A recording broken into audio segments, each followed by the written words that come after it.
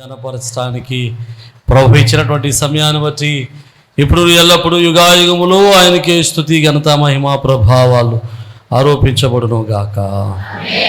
దేవుని చేత ప్రేమింపబడి క్రీస్తు రక్తుల కడగబడి దేవునికి పరిశుద్ధమైన యాజక రాజ సమూహంగా కుడి వచ్చినటువంటి మీ అందరికీ కూడా ప్రభువైన యేసు నామములో షలోం.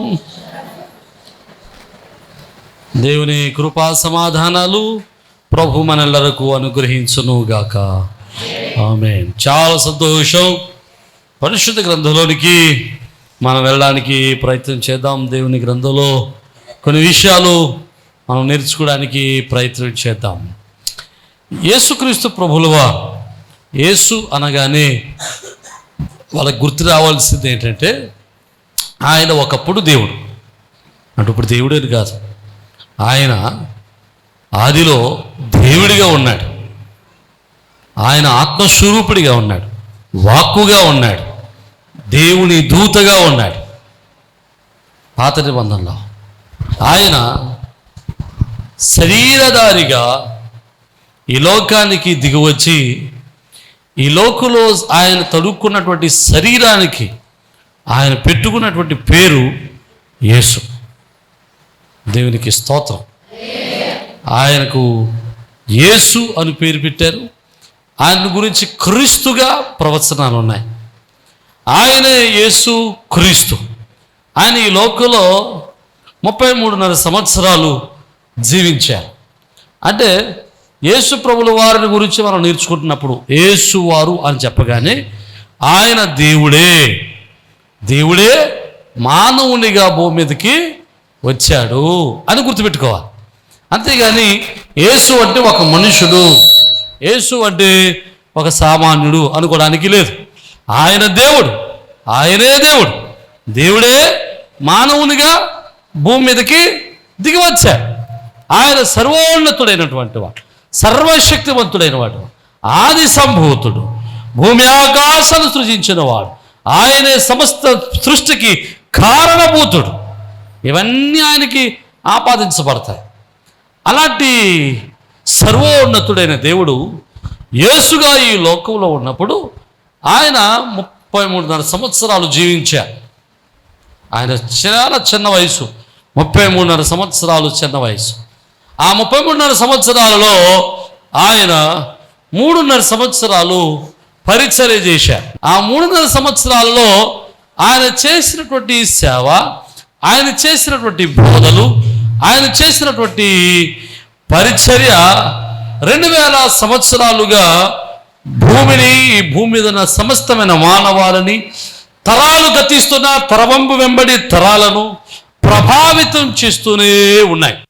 ఆయనను చూసిన తరము వారిని మాత్రమే ఆయన ప్రభావితం చేయలేదు. ఆయనను చూడని తరము, ఆయనను చూడని తరము తర్వాత వచ్చిన తరము, ఆయన ఊసే తెలియనటువంటి తరము, ఎన్ని తరాలు మారినా వచ్చిన ప్రతి తరమును ఆయన ప్రభావితం చేస్తూనే ఉన్నాడు. దేవునికి స్తోత్రం. ఆయన వాక్కులో అంత ప్రభావం ఉంది, ఆయన వాక్కులో శక్తి ఉంది, ఆయన మాటలో బలం ఉంది. ఆయనలో ఎంత శక్తి ఉందంటే తరతరాలను ప్రభావం చేయగలిగినంత శక్తి ఆయన మాటల్లో ఉంది. చాలామంది కాలగర్భాలలో కలిసిపోయారు. చాలామంది మాటలు మరుగున పడిపోయాయి. చాలామంది యొక్క బోధలు మరువబడ్డాయి. కానీ క్రీస్తు వారి యొక్క బోధలు మరువబడలేదు, మరుగున పడలేదు, మరిచిపోలేదు.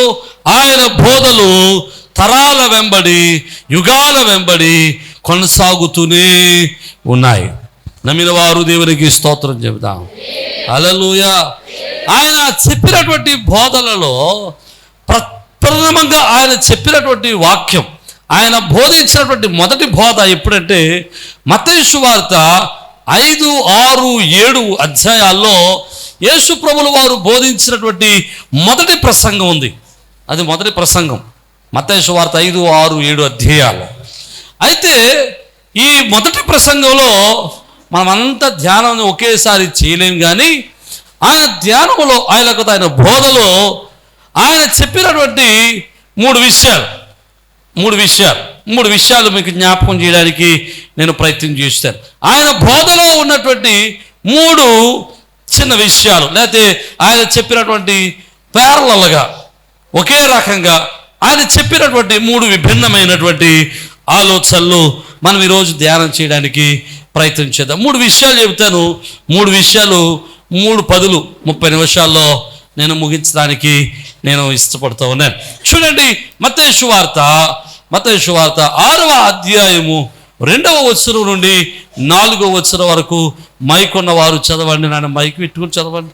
కావున నీవు ధర్మం చేయనప్పుడు మనుషుల వలన ఘనత నొందవలనని వేషధారులు సమాజ మందిరములలోను వీధులలోను చేయులాగున నీ ముందర బోధ బోధింపవద్దు, వారు తమ ఫలం పొంది ఉన్నారని నిశ్చయముగా మీతో చెప్పుచున్నాను. నీవైతే ధర్మం చేయనప్పుడు నీ ధర్మము రహస్యముగా నుండి నిమిత్తము నీ కుడి చేయి చేయునది నీ ఎడమ చేతికి తెలియకుండా ఉండవలను. అట్లయితే రహస్యమందు చూసి నీ తండ్రి నీకు ప్రతిఫలం ఇచ్చును. దేవునికి స్తోత్రం కలుగునుగాక. ఎలాగట? రహస్యమందు చూచుచున్నటువంటి తండ్రి నీకు ప్రతిఫలం ఇస్తాడు. ఎప్పుడు నువ్వు చేసేటువంటి ధర్మం రహస్యంగా చేసినప్పుడు. అంటే ధర్మం ఎలా చేయాలి? రహస్యంగా చేయాలి. రహస్యంగా చేసేటువంటి ధర్మము మనుషులు చూడకపోవచ్చు, కానీ రహస్యమందు చూసేటువంటి దేవుడు, అనగా రహస్యమందు చూసేటువంటి ప్రతి విషయాన్ని ఆయన లెక్కలో తీసుకున్నటువంటి దేవుడు. అంటే రహస్యమందు మనం చేసే ప్రతి పనిని ఆయన చూస్తున్నాడు. దేవునికి స్తోత్రం. ఆయన రహస్యమందు చూసేటువంటి దేవుడు. మొట్టమొదటి విషయం మనం గుర్తుపెట్టుకుందాం. ఆయన రహస్యమందు చూసేటువంటి రహస్యమందు చూసేవాడు దేవుడు. అంటే ఆయన మన ఒంటరిగా ఉన్నప్పుడు మనల్ని చూస్తాడు, ఇద్దరమే ఉన్నప్పుడు మనం చూస్తాడు, 4 గోడల మధ్యలో ఉన్నప్పుడు మనం చూస్తాడు, కటిక చీకటిలో గాఢాంధకారములో ఉన్న ఆయన మనలను చూస్తాడు. దేవునికి స్తోత్రం. ఈ భూమి మీద రవి చూడని ప్రాంతాలలో కూడా, రవి అంటే ఎవరో మీకు తెలిసేటి స్తోత్రం, సూర్యుడు చూడని ప్రాంతాలలో కూడా, సూర్యుడు వెళ్ళని స్థలాలకు కూడా, సూర్యుడు గ్రహించని విషయాలను కూడా, సూర్యుడుకు కనబడని విషయాలు కూడా క్రీస్తు చూడగలడు, ఆయన గ్రహించగలడు. దేవునికి స్తోత్రం. హల్లెలూయా. నువ్వు రహస్యంగా ఉన్నా, ఒంటరిగా ఉన్నా, గాఢాంధకారములో ఉన్నా, 4 గోడల మధ్యలో ఉన్నా, ఏ స్థలములో ఉన్నా అన్నిటినీ ఆయన చూచుచున్నాడు. రహస్యమందు చూచేటువంటి దేవుడు ఇక్కడ అంటున్నాడు, నీవు చేసే ధర్మాన్ని కూడా ఆయన చూస్తున్నాడు. ఎలాగూ చేయాలి ధర్మాన్ని? రహస్యంగా చేయాలి. అసలు రహస్యంగా కాదు, అసలు ముందు ధర్మం చేసే అలవాటు నీకుందా? ఎలా చేయాలో తర్వాత చూద్దాం. ముందు అసలు ధర్మం చేసే అలవాటు ఉందా నీకు? చాలామందికి మంచి సామెతలు ఉంటాయి. ఈ అమ్మమ్మ పిల్లికి కూడా అంతేనా? పిల్లికి కూడా కొంతమంది కాకు గురించి ఏదో సామెత ఉంటుంది. ఎంగిలి చేతిని కాకు కూడా ఈత పదట. మరి ఏం చేద్దే కదండి, మొత్తం ఊడిసేద్ది ఇలాగా. అంటే కొంతమంది ఉంటారు, ఎవరికి దానం చేయరు, ఎవరికి ధర్మం చేయరు, ఎవరికి సహకారం అందించరు, ఎవరికి తోడ్పడ్డారు, ఎవరికి ఎప్పటికీ ఆపదలు ఉన్నవాడైనా, కష్టాలు ఉన్నవాడైనా ఎవరికి సహకరించే మనస్సే ఉండదు చాలామందికి. కానీ వాక్యం ఏం చెబుతుందో తెలుసా?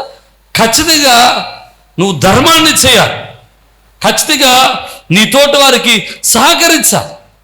ఇది దేవుడిచ్చినటువంటి ఒక క్రమం. ఈ క్రమంలో ప్రభు ఇశ్రాయేలుకి ఒక ఆజ్ఞ ఇచ్చాడు. ఏం తెలుసా? నువ్వు ఎప్పుడైనా పంట పొలాన్ని కోసేటప్పుడు, పంటను కోసేటప్పుడు అంటే పంటలో నువ్వు కావాలని కొంత పరిగె విడిచిపెట్టేయాలి. ఎవరి కోసం ఇది? పరదేశుల కోసం, బీదల కోసం. మనం ఏం చేస్తాం? కోసుకుంటూ వెళ్ళిపోతాం, పరుగు కూడా ఏరుకుంటూ వెళ్ళిపోతాం. ఆ పరిగెను వదిలేయాలట. అది వాక్యం చెబుతున్న మాట. అంతేకాదు దేవుడు ఇశ్రాయేలుకు ఆజ్ఞ ఇచ్చేటప్పుడు ఖచ్చితంగా ప్రతి 3 సంవత్సరాలకు ఒకసారి నీ ఆదాయంలో నుంచి 10వ వంతు బీదలకు ఇవ్వాలని చెప్పాడు. దేవుడు ఒక క్రమాన్ని పెట్టాడు. మీకు మంచి మాట చెప్తే అసలే మనం ఎన్ని దశమ భాగాలు తీయాలి? అసలు ఒకటే మాకు దిక్కులేదురా బాబు అంటే మరి ఎన్నో ఉంటావు. అసలు ఎన్ని దశమ భాగాలు తీయాలి క్రైస్తవుడు? 3 దశమ భాగాలు. ఒకటో దశమ భాగం ఎవరికి ఇవ్వాలి? సేవకునికి ఇవ్వాలి. నీకు వాక్యం చెప్పే సేవకుడు, నీకు రొట్టె ద్రాక్షారం ఇచ్చే సేవకునికి నీ యొక్క దశమ భాగాన్ని, మొదటి దశమ భాగాన్ని ఇవ్వాలి. అది దేవుడికి ఇచ్చిన దశమ భాగం, అది దేవుని దశమ భాగం. రెండవది మందిరానికి ఇవ్వాలి, మందిర నిర్మాణానికి ఇవ్వాలి, 2/10. అప్పుడు 3వ దశమ భాగం 3వ వంతు 100లో 3 రూపాయలు బీదలకు ఇవ్వాలి. అంటే 100లో 3 రూపాయలు ఖచ్చితంగా నువ్వేం చేయాలి? చారిటీకి వాడాలి. దేవునికి స్తోత్రం. తర్వాత ఇంకో 20 ఏం చేయాలి? సేవింగ్స్ చేసుకోవాలి. మనకి ఇవన్నీ ఏముండవు, ఇంకా ఇవన్నీ లెక్కలే ఉండవు. 100 వచ్చిందా 200 మాసమంటారు, 100 రూపాయలు తర్వాత ఇస్తారని చెప్పు అంట. 100 రూపాయలు నీకు చేతికి రాగానే డబ్బులు ఇలా విడదీయాలి. 10 దేవుని సొమ్ము, 10 మందిరానికి, 3 బేదలకి, 20 దాచుకోవటం. అప్పటికి ఎంత మిగులుతుంది? 60 రూపాయలు మిగులుతాయి. 60 మిగులుతుందా? 60 రూపాయలు మిగులుతుంది. 57 రూపాయలు మిగులుతాయి. ఆ 57 రూపాయలని పట్టుకెళ్ళి ఖర్చు పెట్టుకోవాలి. ఇది ప్రభు చెప్పిన లెక్క, నేను చెప్పిన లెక్క. ఇది ప్రభు చెప్పినటువంటి క్రమం. ఈ క్రమం చేయకపోతే అసలు ప్రారంభించండి. ఫస్ట్ అడిగేయండి, మొదట అడిగేయండి. ఏంటి ఎలాగా? మొదటి దశమ భాగం తీయటం మొదట అడిగేయండి. తర్వాత కొన్నాళ్ళ తర్వాత 2వ దశమ భాగం తీయటం మొదలెట్టండి. తర్వాత 3వ దశమ మొదలెట్టండి.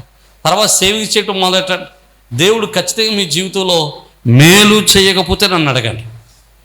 దేవునికి స్తోత్రం. హల్లెలూయా. ఇది అలవాటు చేసుకోవాలి.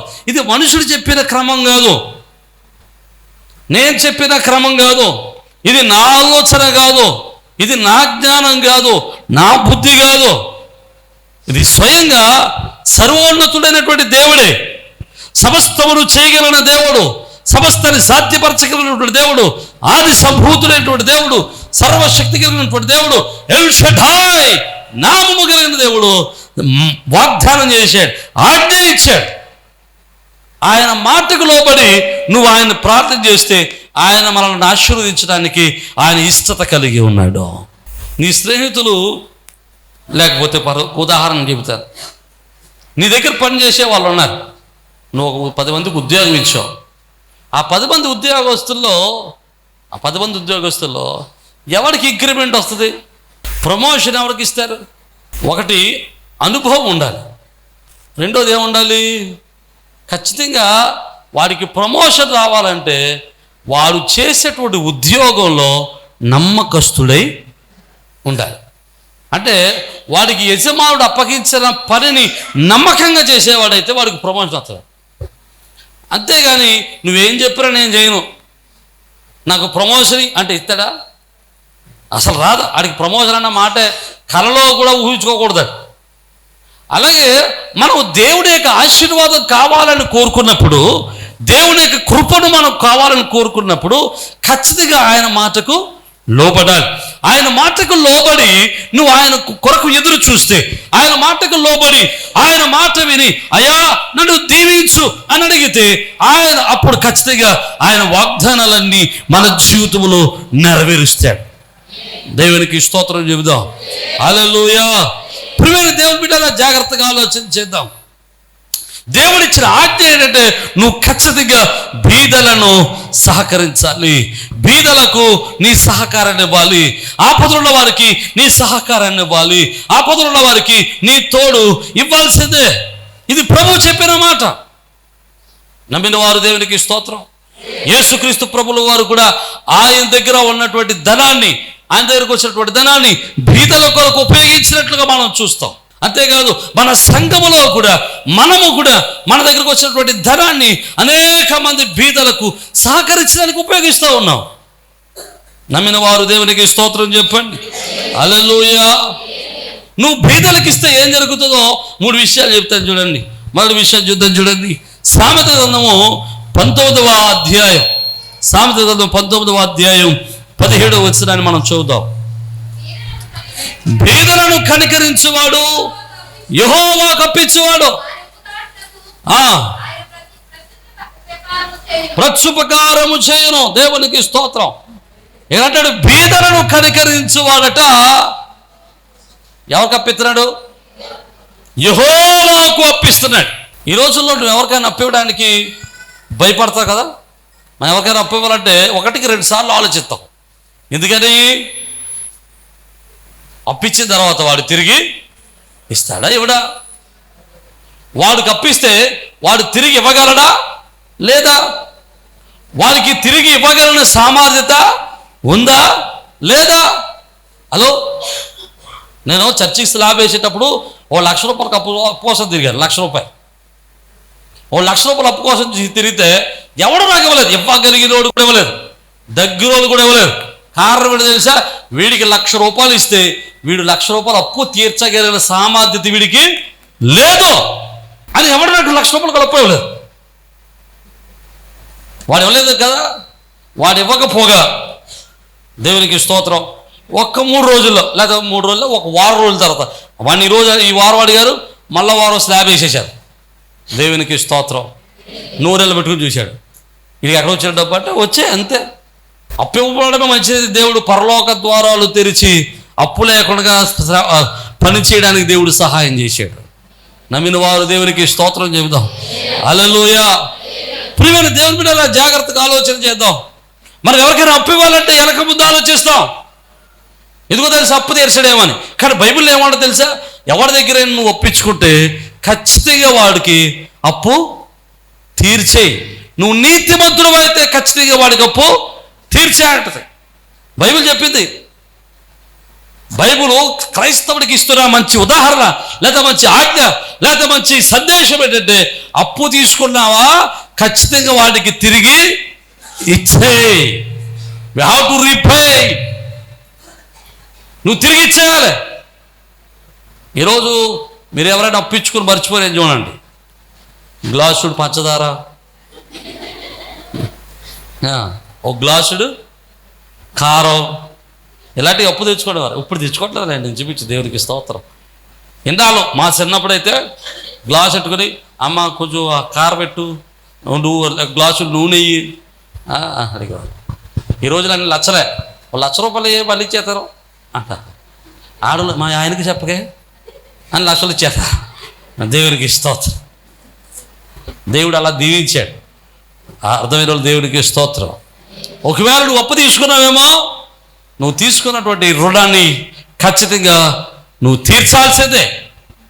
ఇది బైబిల్ చెబుతున్నటువంటి మాట. నమ్మిన వారు దేవునికి స్తోత్రం చెప్పాడు. హల్లెలూయా. నువ్వు అప్పించినప్పుడు అప్పు తీసుకున్నవాడు మనుషుడు నీకు తీర్చవచ్చు, తీర్చకపోవచ్చు. వాడు తీర్చే సమర్థత ఉండొచ్చు, ఉండకపోవచ్చు. కానీ నువ్వు అప్పించేది ఎవరికో తెలుసా? ఒక బీదవాడిని కనికరిస్తే, ఒక బీదవానికి నువ్వు సహకరిస్తే, ఒక బీదవానికి నువ్వు సహకారం అందిస్తే, ఒక బీదవానికి నువ్వు ధర్మం చేస్తే, వాడు నీకు తిరిగి చేయకపోవచ్చు, వాడు తిరిగి నీకు మేలు చేయకపోవచ్చు, వాడు తిరిగి నీకు థ్యాంక్స్ కూడా చెప్పకపోవచ్చు, వాడు తిరిగి నీకు ఉపయోగపడకపోవచ్చు. కానీ గుర్తుపెట్టుకో, ఆపదలో ఉన్న వానికి ఒకనికి సహాయం చేస్తే, ఇబ్బందుల్లో ఉన్నవాడికి నువ్వు సహకారాన్ని అందిస్తే, కష్టాల్లో ఉన్న వారికి నీ సహకారాన్ని అందించగలిగితే, బీదవారికి నీ సహకారాన్ని ఇవ్వగలిగితే, ఖచ్చితంగా దేవుడు దానిని తనకు నువ్వు ఇచ్చిన అప్పుగా రాసుకుంటాడు. నమ్మిన వారు దేవునికి స్తోత్రం చెప్పాడు. హల్లెలూయా. మీలో ఎంతమందికి దేవుడికి ఎంత అప్పు ఇచ్చారో నాకు తెలియదు. హలో, మీరు ఎప్పుడైనా దేవుడికి అప్పిచ్చారా? పోనీ ఈ అప్పు ఇచ్చారా? పోనీ ఇలాగైనా ఇచ్చారు అప్పు? ఎలాగా? బీదలకు సహకరించడం ద్వారా అప్పిచ్చారు దేవుడికి. ప్రభువా అన్న, నువ్వు బీదలకు సహకరిస్తే నాకు అప్పిచ్చినట్లే. నమ్మిన వారు దేవునికి స్తోత్రం. మనుష్యుడు నీకు తిరిగి ఇవ్వకపోవచ్చు, మనుష్యుడు నీకు వడ్డీ ఇవ్వకపోవచ్చు, కానీ దేవుడు దానికి రెట్టింపు ఆశీర్వాదాన్ని నీకు ఇచ్చుటకు ఆయన సమర్థుడు. నమ్మిన వారు దేవునికి స్తోత్రం చెప్పండి. హల్లెలూయా. ఒకసారి ఓ పాస్టర్ గారికి నేను 10,000 ఇప్పించాను.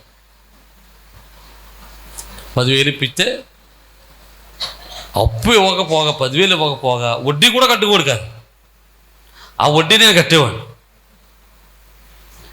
ఆఖరుడి ఆయనకు లంసం డబ్బు వచ్చింది, అన్నప్పులు తీర్చేశాడు. అన్నప్పులు తీర్చేసిన తర్వాత నాకు ఫోన్ చేశాడు, అయ్యగారు దేవుని దయ వల్ల ఎంత డబ్బు వచ్చిందండి, అన్నప్పులు తీర్చేసానండి అన్నాడు. నేనేం అనలేదు, అలా ఉంటున్నాను చూతను, మీది ఒకటే ఉండిపోయిందని అన్నాడు. అప్పుడు నేను అన్నాను, మరి అది కూడా ఇచ్చేయచ్చు కదా అయ్యగారు అన్నాను. అంతేనండి, ఫోన్ అన్నట్టేడేగా ఆయన ఏ వరకు అంటే ఫోన్ అంటే రుచిపడుతున్నాను అంతానే అనుకున్నాడు పాపం. అది కూడా ఇచ్చేయచ్చు కదండి అయ్యగారు అన్నాడు. ఫోన్ పెట్టేసి పరిగెత్తుకుంటూ వచ్చేసాడు, డబ్బులు పెట్టుకోవడం, ఇగోండి డబ్బులు అన్నాడు. ఏంటన్నాను, అది ఎంతటికి వచ్చామంటే 10,000 అన్నాడు. అదేంటంటే 10,000 తీసుకుని 3 సంవత్సరాలు అయితే మరి వడ్డీ ఏదో అన్నాడు. కానీ అప్పుడు అంటాడు, వడ్డీ అడుగుతాడంటాడు, ఎవడో రెడ్డి గారు అంట డబ్బులు ఇచ్చినాడు, వడ్డీ అడుగుతాడంటే వడ్డీ అడిగి మా రోడ్డు అంటే వెళ్తాడంటాడు అంటాడా. దేవునికి స్తోత్రం కలిగింది, హల్లెలూయా. ఆ వడ్డీ అంతా నేను కట్టాను. అప్పుడు ఏమైంది తెలుసా, దానివల్ల నష్టమేంటి చెప్తాను చూడండి. ఈ వడ్డీకి ఇచ్చిన రెడ్డి గారు నాకు డబ్బులు ఇవ్వడం మానేయాడు. ఇంకా నువ్వు అడిగిడికి ఇప్పించి నువ్వు కడుతున్నావో నేను నీకు డబ్బులు ఎవరు అన్నాడు. దేవునికి స్తోత్రం, హల్లెలూయా. మనుషులు అపనమ్మకస్తులై ఉండొచ్చు, మనుషులు నమ్మకంగా ఉండకపోవచ్చు, కానీ నువ్వు ఇచ్చినటువంటి ధనాన్ని ఆయన ఖచ్చితంగా రెట్టింపు చేసి నీకు తిరిగి ఇచ్చుటకు ఆయన సమర్థుడు. నమ్మిన వారు దేవునికి స్తోత్రం చెప్పండి, హల్లెలూయా. నువ్వు ఎప్పుడైనా బీదవానికి సహకరిస్తే, ఆపదలున్న వానికి సహకరిస్తే, అవసరతున్న వానికి నువ్వు సహకరిస్తే అది ఏ కొలతలోకి వెళ్తుంది?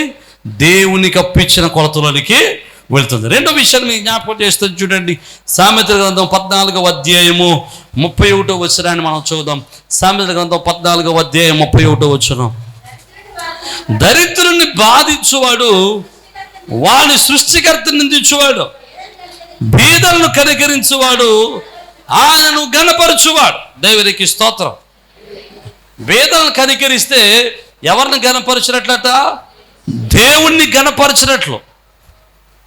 అంటే నువ్వు ఎవరికైనా సహకారాన్ని అందిస్తే, ఎవరికైనా అవసరతలు ఉన్న వారికి సహకారాన్ని ఇస్తే ఖచ్చితంగా వారు ఎవరికి ఇచ్చినట్లు? దేవుణ్ణి గణపరిచినట్లు, దేవుని మహిమపరిచినట్లు. నా మాటలు అర్థమైతే దేవునికి స్తోత్రం చెప్దాం, హల్లెలూయా.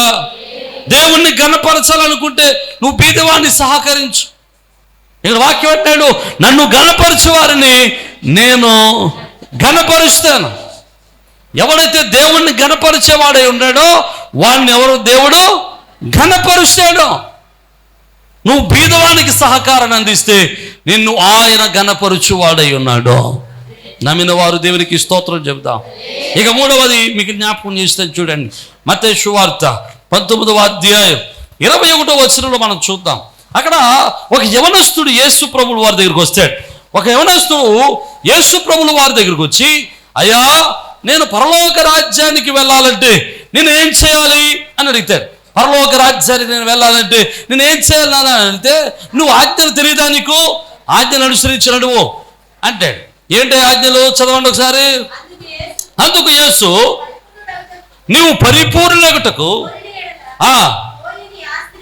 దేవునికి స్తోత్రం.